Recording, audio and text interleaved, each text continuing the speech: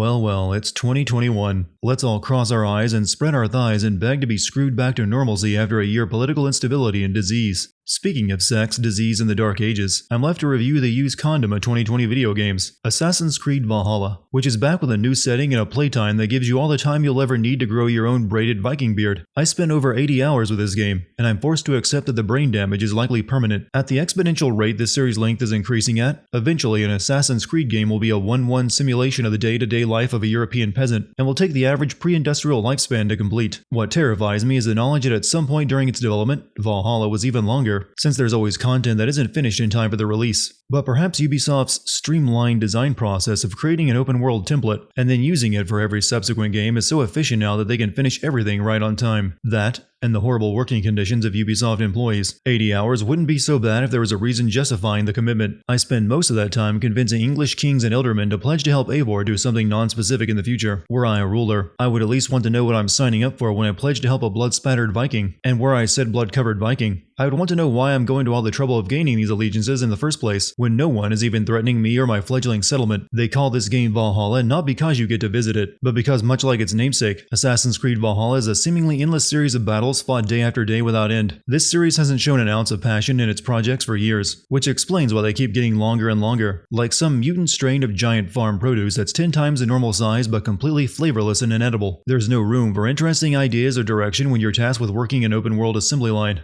It's the opening scene, and already you can tell what's going to happen. You don't begin a prologue playing as a child if you aren't planning something traumatic for them. I honestly can't believe my old joke of Ubisoft killing family members for character motivation has held up for this long. I'm seeing two different data streams overlapped in the same DNA.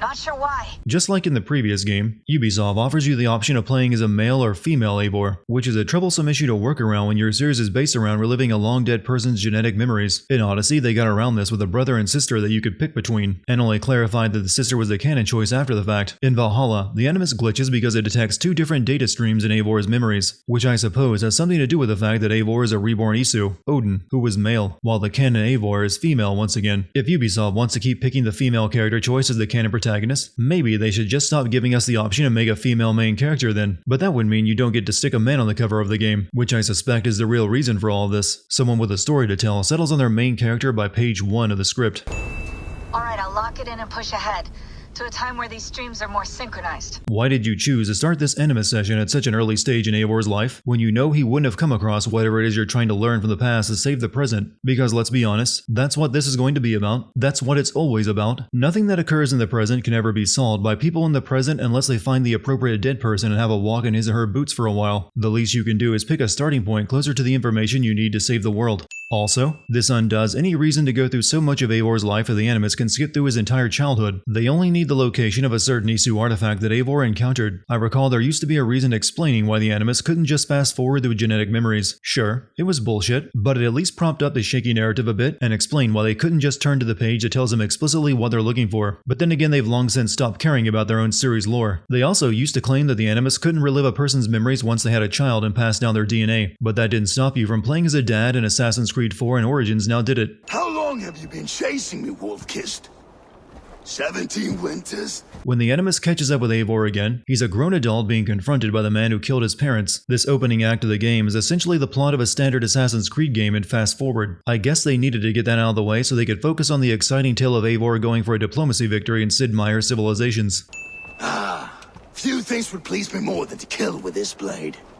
But I know you would defy me to the death, fighting for a glorious end. That I will not allow. You will live your final days enthralled as a slave.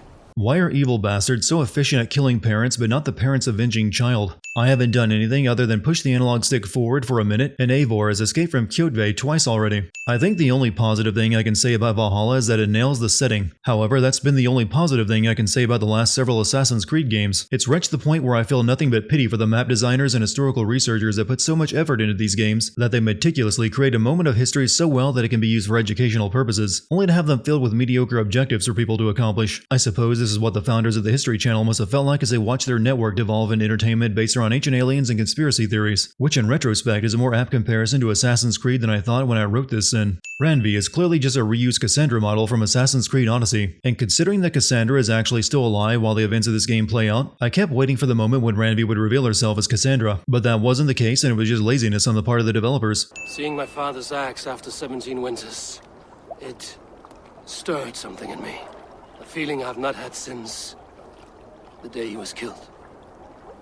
Since the day I got this. The scar left behind by the wolf that attacked Eivor that night is on his other cheek though. Due to a vision Eivor had after retrieving his father's axe, he decides to seek out the seeress Valka, who gives him drugs to induce another vision, which means Layla is currently reliving Eivor's memories of a drug trip. How many memories do you have of your drug trips? There's a reason they tend to be foggy. Eivor's vision prophesizes him betraying his closest friend Sigurd, but the game has a weird definition of betrayal. By the time I reached the supposed betrayal, it was more of a falling out between the two than a backstab. The gods don't really need to give you a prelude of such a minor event. These excellent men were my shepherds through much of their homeland, the Abbasid Caliphate. They are a clan, not joined by blood, but by a common idea. A brotherhood of shadows executing their own form of justice. As in Odyssey, you don't actually get to play as an assassin in Assassin's Creed. What was the point of Assassin's Creed Origins telling the beginning of the assassins if subsequent games weren't even going to have you play as one? I suppose Ubisoft heard enough complaints about the lack of the hidden blade in Odyssey to bring that back at least, but the focus is still clearly on melee combat over stealth assassination. I gift one of these secrets to you. A weapon for the finest warrior I know. The hidden blade has pretty important significance to the assassins. I don't think they gave them out as a party favor. Maybe this was said before that became the rule. And the sight of Eivor raiding Christian monasteries would have led to some rules being laid down in the Brotherhood. I like it. Hytham's face tells a story. The story of, why didn't we think of that instead of cutting off our damn finger?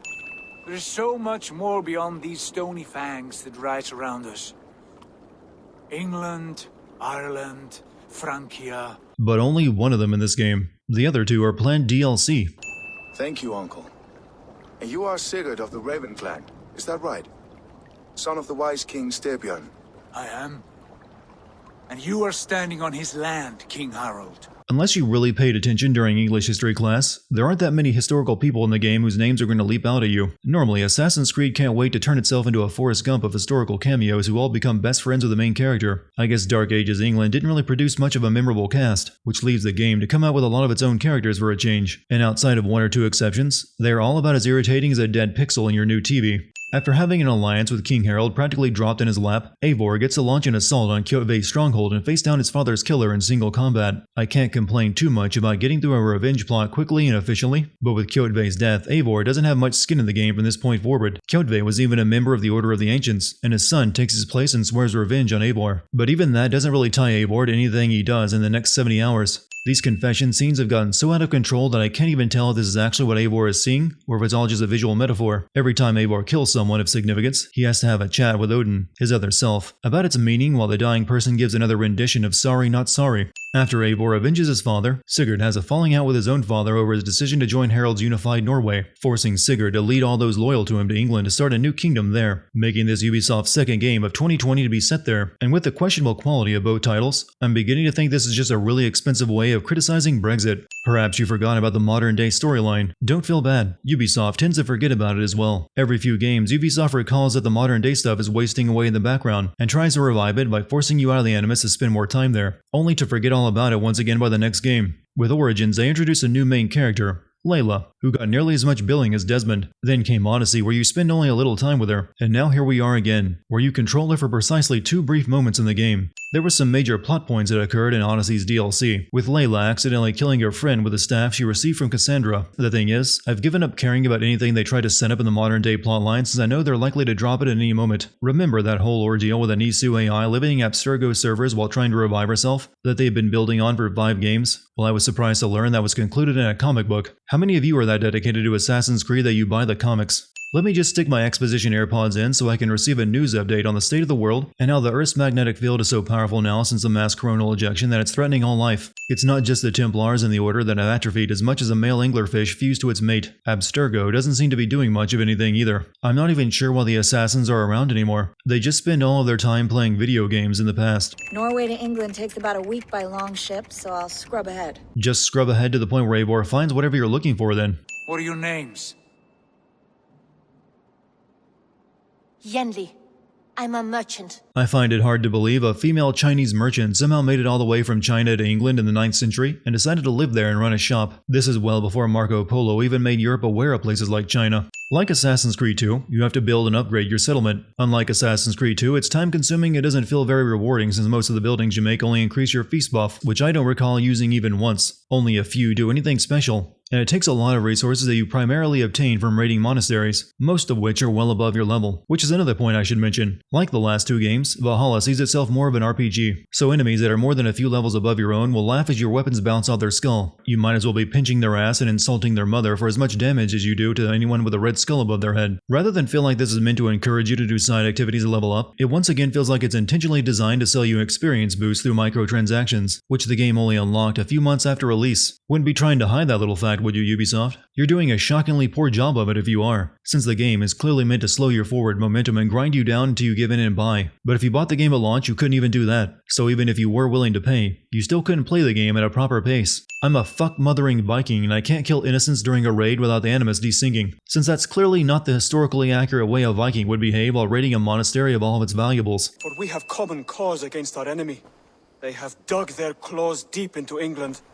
Eradicate them where they are strongest, and the alliances you seek will be far easier to come by. As I mentioned before, Eivor is no assassin, but the assassins do give him the job of wiping out the entire order of ancients in England, and Eivor, for lack of anything more interesting to do, goes along with it. It's a copy-paste job of the order from Odyssey, meaning it is completely optional save for a few members who pop up during the main storyline. The order isn't even up to anything nefarious this time as far as I could tell. Half the time I would track one down, and it would be some woman running a small bakery in a village, as pointless as they were in Odyssey. At least they did kidnap your brother and try to turn him into a homicidal killer, which is sort of what one of them tries to pull off later in this game, but to much less effect. Sigurd leaves Eivor in charge of Ravensthorpe while he travels to Leicestershire to meet the Ragnarsson brothers. While in charge of Ravensthorpe, Eivor spends practically no time in the settlement and instead travels all over England doing the same thing Sigurd is doing, meaning Eivor is shirking his duties. This is the point where the game dies for me. The rest of your experience will consist of traveling to a new territory, meeting the rulers of it, helping them solve some kind of problem, then returning home to pick a new kingdom to pledge to, starting the process all over again. I've always criticized Ubisoft games for being derivative and consisting of a handful of activities you are supposed to do over and over, but now that even comprises the main plot. It wouldn't be so bad if there was a point in gaining all these allegiances. Eivor and the Ravensthorpe settlement don't even have an enemy that's threatening them. Everyone leaves them alone and doesn't seem to care that they're there.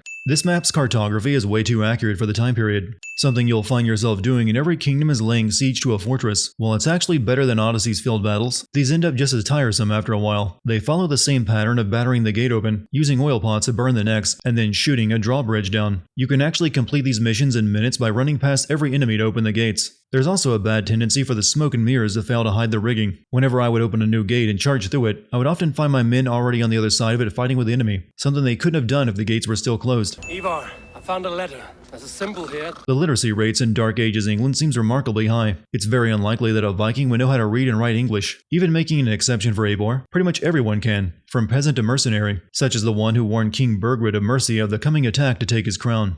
Tona, the mercenary, first worked for the Ragnarsson brothers against King Burgred, but then switched sides once it looked like the king was going to lose and she wouldn't be paid by the Ragnarssons anymore. Solid logic that, siding with the loser of a war days before his defeat, and then when Eivor questions her about Burgred's whereabouts, she tells him that Burgred paid her to lead Ragnarsson's army away from two of his potential hiding spots, neither of which was where he was hiding, but whatever. But once Eivor tracks Burgred down, Tona shows up to fight Eivor to the death. He convinced her to give up the locations in the first place with money and the knowledge that the king would soon be replaced and she shouldn't start out on the wrong side of the new ruler. Yet here she is protecting the guy without a hope of a chance of taking back his kingdom. Your death will come, Danes. Your end was writ the moment you came for me. I have made damn sure of that. The Zealots will know your name soon enough. Eivor is an odd choice to target. He only just arrived in the conflict, while the Ragnarsson brothers were the ones who overran most of Mercia, and Ceolwulf is the one who sided with them to become the new king. I don't think King Burgred even learned Eivor's name to write on the contract for the Zealots to find. An elixir that may open the door of your mind into the realm of the gods. Once Balka arrives in Ravensthorpe, she mixes a new drug for Eivor that allows him to relive his previous life when he was the Isu Odin. I'd been wondering why Ubisoft chose to go with Vikings for the new installment. Most people are only interested in Norse mythology, not how many monasteries the Vikings pillaged, or their love for poetry battles. And the 9th century isn't exactly a moment in time where you can do the usual Assassin's Creed historical fanfiction of hanging out with and killing famous historical people. So of course they were going to work the Norse gods and the 9 realms in somehow. But this means simple drugs are just as good as a state-of-the-art animus at letting one relive their ancestors' memories, which also means Layla is reliving the memories of Eivor while he is reliving the memories of Odin. And all of this, according to series lore, is a simulation of the future that Isu watched. I can't help but get the feeling that Ubisoft is trying to have things both ways here. On one hand, much of the game feels like it was written by your high school history teacher with an eye towards historical accuracy, but then the game gives Eivor some drugs to excuse itself and suddenly you're fighting ice trolls beside Thor and Loki, battling talking squirrels in slam poetry battles, and fighting a giant wolf. Look, it's one or the other. You can't do both without tugging the plot left and right like two lumberjacks working a handsaw. Either you're a fantasy RPG or you ain't. The ancient lost civilization was already a tough enough sell. Dressing that up in a drug-induced hallucination isn't helping this make any more sense. Unlike the Animus, Volka's drugs don't recreate an accurate version of a person's genetic memories, but instead filter it through the person's culture and religious beliefs. So Eivor sees the world of the Norse pantheon rather than a technological ancient civilization. I think. Some of the parts fit, like Ragnarok being the cataclysm that destroys the Isu, or the construction of a magic tower to cast a shield to protect Asgard just being the electromagnetic shield the Isu built. But I have no way of correlating all the other fantasy stuff Javi encounters like frost giants, Fenrir, and a rat battling squirrel. Javi, when someone gifts you a horse, you ride it. I put a bridle on this one. Some of the Aesir you encounter in Eivor's vision of the past give away the plot well before you even know what the plot is going to be, since Sigurd and Bassam's voice actors voice Tyr and Loki respectively, so you can safely conclude Bassam is going to betray you at some point.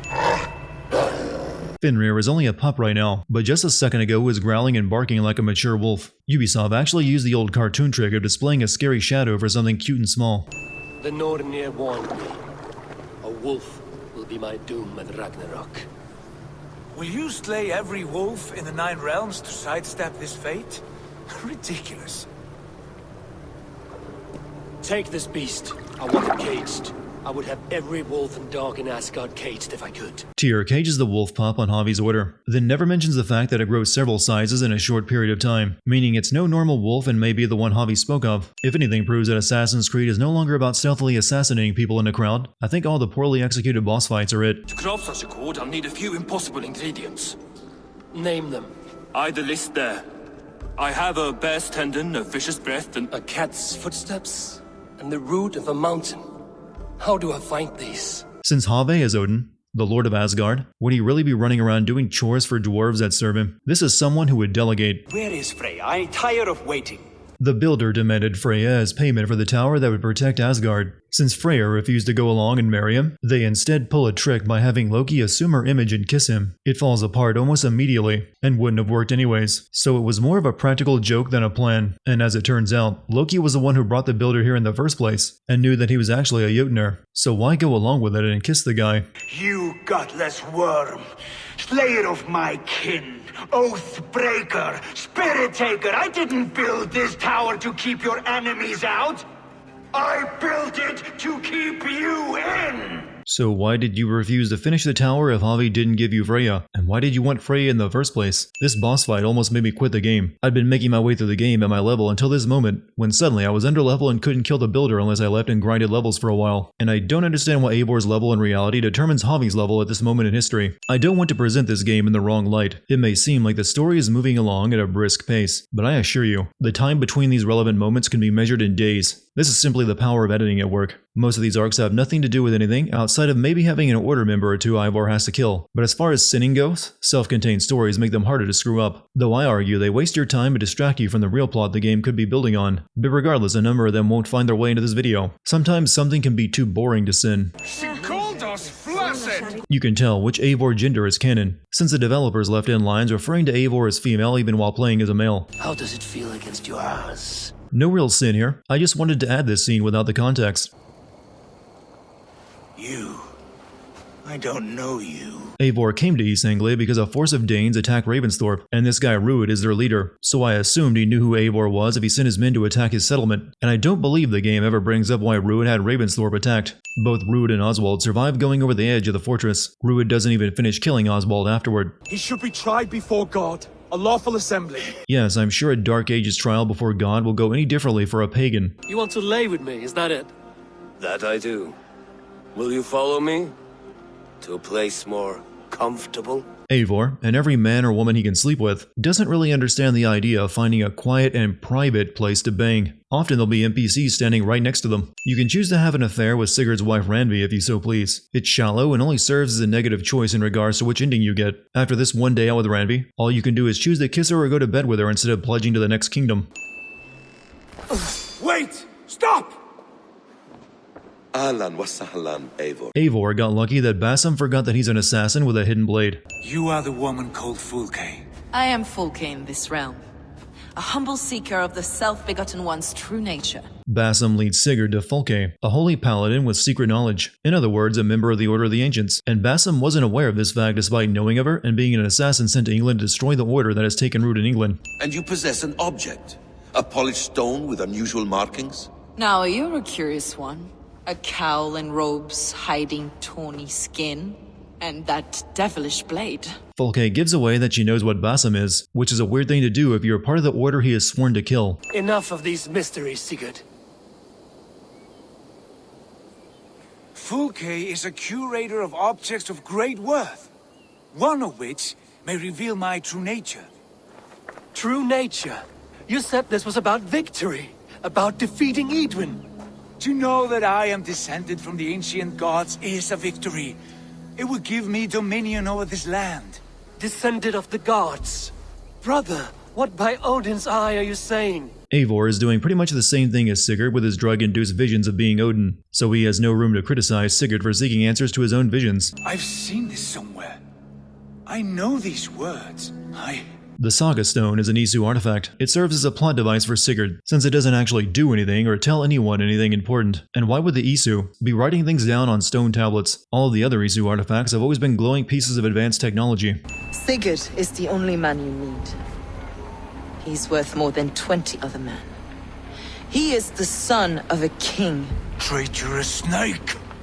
And his heresies are profound, my lord. He claims to be a living god. Both Fulke and King Alfred are members of the Order, but Alfred is secretly working to destroy the Order from within, and the rest of the Order want him dead for it. But Fulke, who is one of the highest ranking members, doesn't seem to be aware of this. What was that? I will shatter them. They shall not get away. In other games, this would be the turning point in the plot, with Eivor moving heaven and earth to find Sigurd and rescue him. Here in Valhalla, Eivor is content to let Bassam do the searching while he continues collecting pledges from kings and thanes. Eivor has to track down and kill 3 members of the Order in London after they assassinate the governor. This, and another story arc later on, are the only times when the game feels like its old self, with the exception that you spend no time learning about the characters you assassinate. I suppose that's why Ubisoft has gotten so weird on the confession scenes. Those are the only moments that Order members get to show you who they are and what they were up to. It's not a great way of learning about someone. You know, after sticking a blade through their skull. I still can't determine any clear plan that the Order of the Ancients has for England. 3 of its members killed London's governor and then did nothing afterward. Fulke believes Sigurd is a person descended from the Isu, and plans to torture the godhood into him, while another is in North America looking for something and the rest don't seem to be doing much of anything. Kjotve's son Gorm took his father's place in the Order after Eivor killed him, and was also made a much higher ranking member than his father and was sent to Vinland, which is interesting since the game takes place before the Vikings discovered North America. This begins one of the weirder moments in Assassin's Creed Valhalla, since it has an entirely new map to explore, but adds almost nothing to do in it. After killing Gorm, the entire thing turns into an unneeded tie-in to Assassin's Creed 3, with Eivor finding a piece of Eden and gifting it to the tribe to keep it safe. He even refuses to enter a certain location from that game because he knows it isn't meant for him to. There's no real point to this unless they thought people needed to be reminded of Assassin's Creed 3 to help with the twist ending. So here we have the worst Assassin's Creed game, harkening back to the game in the series where it all started going wrong. Ivar ruins a peace summit between Ceolbert and King Roderick by killing King Roderick's brother on the very floor of the church due to his blood feud with Roderick over the scar he gave him years ago. It only took Ivor's introduction cutscene for me to know he should be nowhere near a peace deal. Especially not when he has bad blood with the guy. But even after ruining the talks, no one sends him away or punishes him for starting a war. When it looked like there may be peace with the Britons in spite of killing the king's brother, Ivar sabotages it by killing Ceolbert with a Briton dagger. But he didn't kill Ceolbert immediately. To say Ivar got lucky is an understatement. Eivor found Ceolbert in a wolf's den, so there was a chance the wolves may have finished him off and been blamed for his death. And Ceolbert lived all the way back to camp but never managed to tell Eivor that Ivar was the one who stabbed him. Also, there was no way Ceolbert could have gotten inside the cave chamber by himself. It was sealed away on the other side by a large rock that Eivor had to move out of the way.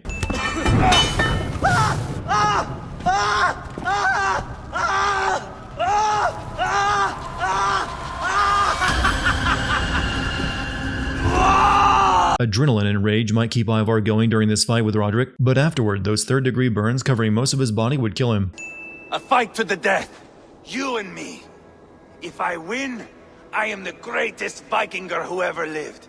If I lose, what a tale you have to tell. Ivor's character arc is the only good thing that has come out of this game or any Assassin's Creed game in years. I had a son. I miss him terribly. Even now. I'm sorry, Basim. He was taken from me. By someone I trusted. This isn't that surprising. Having a dead relative is required for becoming an assassin after all. How does the man die of poison in our arms? Many great kings and paranoids have carried poison in times of war, as an alternative to capture and ransom. A catastrophe! Alfred will choose another and... By the saints! Alfred! How will I explain this to the king? You are having this discussion in front of your men. You won't be keeping the fact that you conspired with Eivor to set up a fake kidnapping of the Elderman in return for Folke for very long. Kill her, and we'll never find Sigurd. You could still grab and restrain Folke, then question her as much as you like somewhere else. She's in the room alone with you after all. They even let her walk past them and out the door without even trying to grab her. Kill them, and bring their bodies to my sanctum in Canterbury. Folke tells her men outside to kill them and bring their bodies to her sanctuary at Canterbury, but this was apparently bait to lead Eivor there. So she intentionally threw away the lives of her men just so she could lead Eivor to another location where he would kill even more of her men. Also, she could troll him by leaving Sigurd's severed arm in a box. Either Folke knows exactly which Norse god Sigurd is, or she just got lucky by choosing that arm. I'll scout ahead and send word to the settlement when I know more of Porchester. So we're not going to be proactive and assault Porchester now and instead run around gaining more kingdom alliances until Basim gives the okay. Folke severed Sigurd's arm some time ago, yet it's still a bloody stump. It's very unlikely he would survive the blood loss and infection. That is some megaton cringe symbolism. I gave him that understanding, that gift. You gave him pain! Yes! Did you force him to play Assassin's Creed Valhalla? Because I can relate. With Sigurd home, the plot now has even less to drive it. Eivor has to continue racking up pledges from various territories even though there is no pressing reason to do so. This will continue until the end of the game, when Sigurd finally decides the game has reached its conclusion and will lead Eivor somewhere to wrap it all up. After Eivor gathers some more plants, Valka creates a new concoction to continue his dreams as Odin. I don't know why new drugs were needed to do the exact same thing the other brew was capable of. What, do these memories reside in a different part of his brain? How would you even know that you need a different drug to relive them? And after this, Eivor has to drink the previous potion to return to Asgard for the finale. There is a root called Hag's Claw. It grows at the bottom of a waterfall to the south, at the forest's edge. Bring me 3 roots from the place where the red moss thrives. I just did a plant retrieval mission for Valka to come here, only to do another plant finding mission for this lady. So now we have Layla using the Animus to relive Eivor's life, while Eivor is using drugs to relive Javi's life. And now Javi is taking a drug that turns out was just a truth serum to drug him. Did you think I would not come for you? After what you did to my son? Javi spared your son twice now. The only thing you can accuse him of is roughing Fenrir up after it attacked him. I will not take his life. Fenrir will be imprisoned until the day of prophecy, when we will meet upon the field of battle, as we are fated to. Then we will bind you until that day, as you mean to bind our son. And Javi gets free immediately. This was supposed to be Odin hanging in the tree for 9 days and 9 nights, but I don't think he was in it for more than an hour. No! Wait! No! Hero can freeze Javi from the tree's roots and he fell and slid down the ice, but she was somehow at the bottom before him. I swore to you I would not harm him. That is the truth. That is the truth now. But how it will gnaw at you, knowing that to kill my son will undo your doom.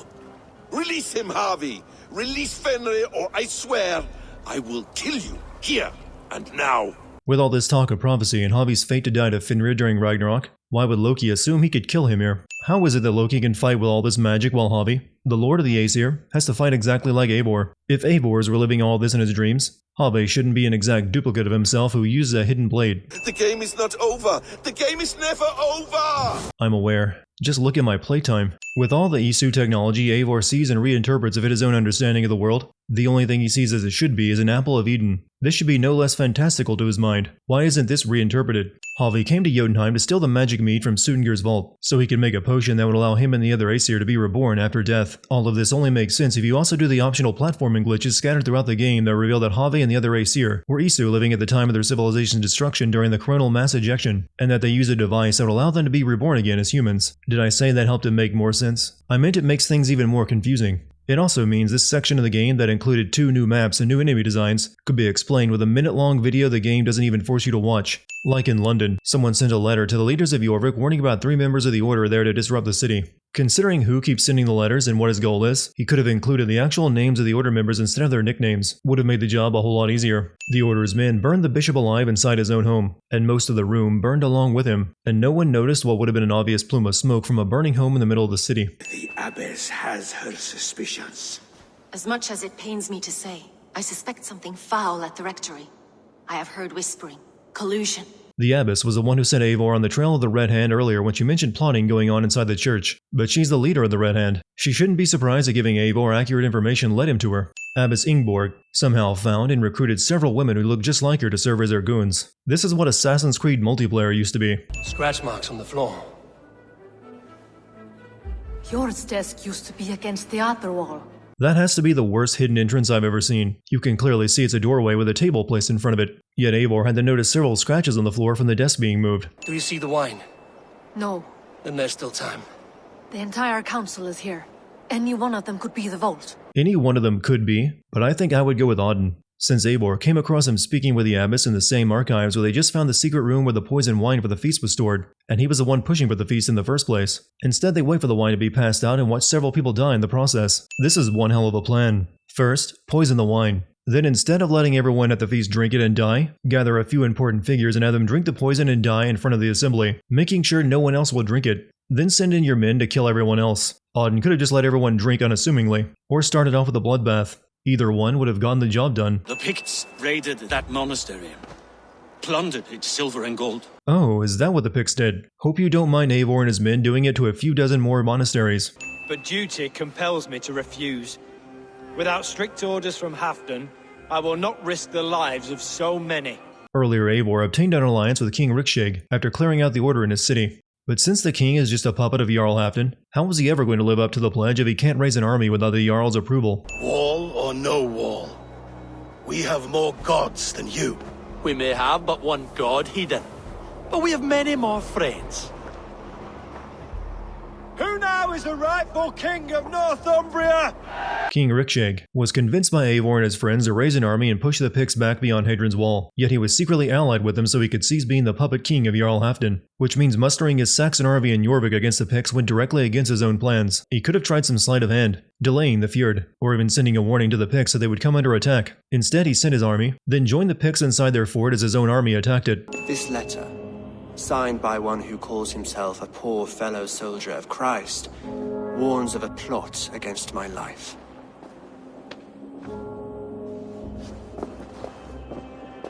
The gallows, the quill, the Sikhs. 3 men eager to kill you. King Alfred, who earlier handed Sigurd over to Volkay, puts on an act to bring Eivor to Winchester to remove the Order members in the city, just as he did back in London and Jorvik, except this is his own city, and he's the king, and secretly the leader of the Order of the Ancients. He knows the members' identities and could have them arrested or killed easily, but lures Eivor here and then makes him uncover their identities himself. He even had his right-hand man researching the identities of the members despite already knowing them. After Eivor kills the 3 Order members in the city, Alfred first tries to convert Eivor to Christianity. When that fails, he has the city guards put on alert to kill him on sight, something he could have done against the Order members any moment he wished. The only sin I have for the 2 Jarls storyline is that it concludes with Eivor meditating on a mountaintop so hard that he enters his mind palace where he has a duel with the recently dead Jarl. And in my game, the fight broke so badly, I couldn't see what I was doing and had to beat it while basically blind. The time has come.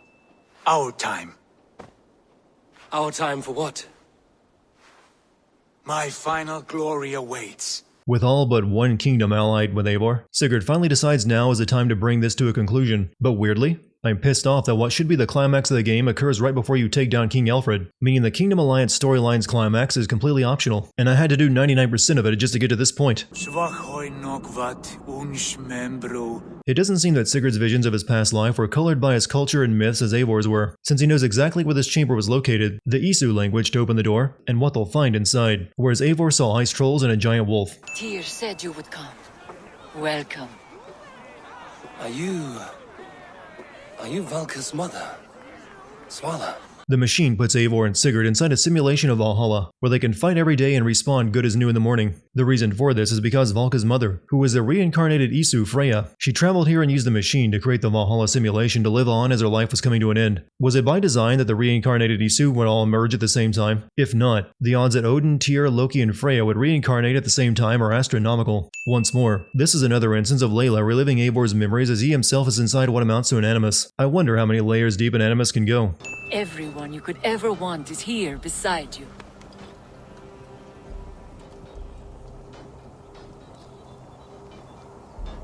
No, they are not real. This place is a lie. Turns out the Norse afterlife, Valhalla, a world where the slain fight the same battles every day again and again until Ragnarok, is in line with how Ubisoft designed their games. A world where you do the same thing over and over again. I can see why Eivor is disillusioned. It's an illusion. I would sooner call like a raven than sing a false song. Illusion or not. Teleportation is always used to be a dick cliché. We go. No, you stay. I do not give you leave to go. Odin appears to stop Eivor from leaving the simulation, and I assume then take control of his body completely, and then I assume he would want to leave the simulation himself after doing so. You don't have to be inside the simulation to assume control of your reincarnated body. Look, none of this makes much sense. I have to assume a whole lot. The Hanged One awakes. How did Basim follow the two of them back to Norway? He doesn't even have a ship. Why is Basim even holding Sigurd's right arm behind his back? That's the hand he lost. He can't do anything with it. Basim is revealed to be the reincarnation of Loki, out for revenge on Odin's reincarnation Eivor for the death of his son, which is a bit like killing the twin brother of the man who actually wronged you and calling it justice. It seems like even the villains are getting in on the family member's death being a character's motivation in a Ubisoft game. For too long I stared at the sun. It blinded me to the truth. That it was you. It was you I wanted all along. How did you come to that conclusion? Eivor and Sigurd look exactly like their old selves, Odin and Tyr. This only makes sense if the female Eivor is canon, which it is. But even that is a sin, because all the other reincarnated Isu are the same gender as they were in their previous life, and look exactly the same. There's a pile of straw inside this underground Isu facility to land in. Eivor and Sigurd come up with a plan of sticking Basim inside the simulation and leaving him there instead of just killing him. The very same simulation that they simply left of their own accord only a moment ago. This doesn't strike me as an effective prison. I think that was the solution to our problem. Are you thinking what I'm thinking? Desmond. Layla needed to explore Eivor's memories to learn that the electromagnetic field Desmond activated in Assassin's Creed 3 is still on and is now causing a pole reversal. This seems like it would have been the first conclusion you would arrive at given the facts. The assassins know that the world was saved due to the electromagnetic field being strengthened, and they also knew the world was being threatened now by a stronger electromagnetic field. You shouldn't have to look through the millennia-old memories of a dead man to figure that one out. And how did Eivor finding the Yggdrasil facility with the Valhalla simulation allow them to reach that conclusion? I saw nothing in it about the electromagnetic field. Layla simply got out of the Animus and was told they had solved the mystery thanks to her. Odyssey already pulled the twist of having someone from the past still be alive today. This series is even reusing its twists now. Basim, you sent the message. You led us to Eivor's grave. Basim lured Layla here to free himself, reviving his body with the staff Layla dropped and leaving her stuck inside of it. She trusted him like she didn't just witness him trying to kill Eivor after acting like his friend for years. Layla. Hello. You know me? Yes. Through the calculations I read here in the gray. Desmond returns into the series as some sort of Dr. Manhattan ripoff, which means they use the same twist twice in this game. What if you went back further, to 2012 when Desmond saved the world? Desmond? What if he didn't save the world? What if he walked away and let the world burn? Look at those timelines. Read them instead. I see. An interesting idea. Fascinating. Billions upon billions of new timelines to explore. Exactly. These are timelines that never came to pass, but they could have. If this means what I think it means, then in the future Assassin's Creed games may start exploring alternate timelines and multiverses, which is my vision of a greater hell. Take care of yourself. Take care of the world we still have. And take care of... You see, she's fine. In a manner of speaking. So Bassam walked out of the Isu chamber carrying the staff and without Layla, and Sean and Bex decide to trust him, setting up a meeting with William Miles and even leaving him alone in the safe house with the Animus. Layla even sends him a message and doesn't warn them about Bassam. Bassam starts using the Animus to learn Eivor's skills through the bleeding effect, but Bassam is already an assassin that could do everything Eivor could. What exactly is he planning to learn? All of the territories that pledged Eivor are mustered to attack King Alfred. The Eldermen, Jarls, and Kings that Eivor helped show up in person to fight instead of their armies. This is what Eivor spent all of his time acquiring. Around a dozen people. I'm pretty sure he has more men in his longboat. His plan for England, for the world, is worth the cost of my life. This is technically your final boss fight. Some assistant to King Alfred who insults you a bit before fighting, and then kills himself after the fight. Their king is fled, his patsy struck down, defeat rings loud in their ears, and I will be their lord before the spring is here. I think they may have already started diving into alternate timelines, since King Alfred defeated the Vikings and Guthrum specifically. After England is pacified, Eivor receives a letter from the poor fellow soldier of Christ telling him to come to a village. Turns out King Alfred was the leader of the Order of the Ancients and had used Eivor to destroy them. Also, we could replace it with what would become the Templars. And with that, the game is finished. I'm not kidding. That's really how it ends. Alfred gives you a key to his study, and Eivor does a little light reading, where he learns nothing important. If you want the actual ending, you better get ready to pony over that DLC.